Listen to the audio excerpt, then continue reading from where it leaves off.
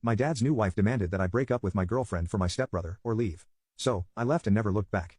Now 12 years later, my stepbrother shows up at my door, blaming me for ruining his life. I, 32M, have been no contact with my dad's family for the last 12 years, and it all stems from his remarriage. My parents split up when I was about 10 or so because they fell out of love. At the age of 32, I understand what that means. I was kind of shocked and heartbroken about it as a kid.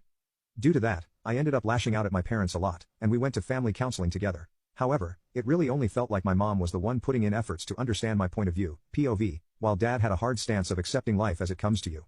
Because of that, I was much closer to my mom than my dad and only ever stayed with him for a few months at a time. However, when I was 14, mom passed away in an accident, and I was forced to move in with dad. Those days were probably the worst time of my life, and it felt even worse because I was basically the only one grieving. My dad had been dating a woman named Beth, female, 49, for a few years, and they had gotten engaged around the same time as mom's passing. Dad prioritized his future with Beth over respecting mom and their shared past, and thus never showed any outward signs of sadness or grief, making me feel even more isolated as a teenager. Beth was also a handful during this time. Since I was an unexpected arrival in their household, she expected me to play by her rules, and also tried to take over as the maternal figure for me. I was obviously resistant to this, because it's not like she could replace my mom in the span of a few months. Even worse, she always favored her son Josh, male, 30, from a previous relationship. In classic overbearing parent style, she tried to meddle and get him a better spot on the football team, a better part in the school play, and all that jazz.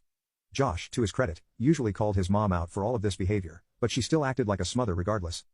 No matter how red-faced he got by her antics, he still reaped the benefits that his mom's string-pulling provided.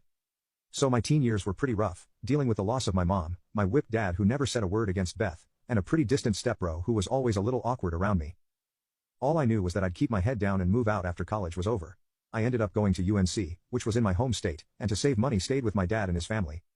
This was something that both dad and Beth had agreed to. It's not like I was freeloading, I paid nominal rent and helped out with groceries.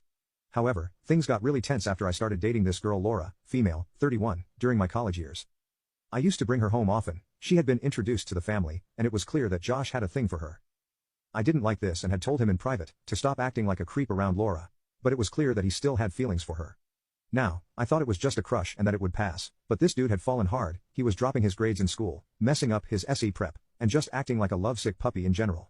To be honest, it wasn't my problem. I had tried to be the responsible older brother, and stopped calling my girlfriend over, while gritting my teeth over the fact that he was infatuated with her, and making no effort to hide it. He didn't get it though, and he probably didn't want to. From what I know now, Beth had checked in with her son due to his weird behavior, and he'd spilled all his lady troubles to her. Beth, through some mental gymnastics of her own, had decided that I was to blame for Josh's situation, and told my dad to deliver an ultimatum to me. However, back then I was completely blindsided by my dad sitting me down one day and saying, "Son, we had agreed that you would stay